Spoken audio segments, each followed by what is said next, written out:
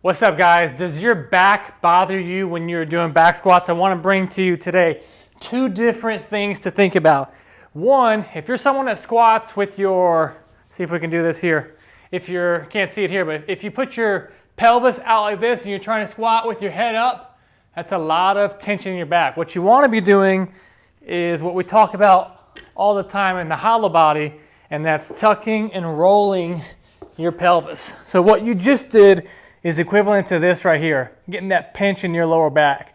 Start with tucking, rolling, and embracing your core like we talk about in the hollow body, which is a great warm-up exercise when you're doing squats. Now let that same thing apply. So no arching, tuck, roll, brace, and now you can get into a deep squat without any back pain. If you're saying, I can't get into that deep squat, and you're getting into this business, you're buckling, that's most likely simply due to an ankle mobility restriction. That's why whenever I squat in Olympic lifting shoes.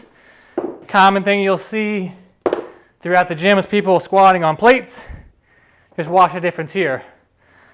Pushing my knees out, I can get this upright, which isn't horrible, but if I give myself more ankle range of motion, now I can be really upright, and the difference is, look at the lever on my back. Here versus I'm a lot more upright here. So, no arching when you're squatting, keeping this nice and tight, and make sure you have adequate ankle range of motion. That's the cheating way to fix, quick fix. Try getting some ankle range of motion by stretching your calf, followed with stretching dorsiflexion.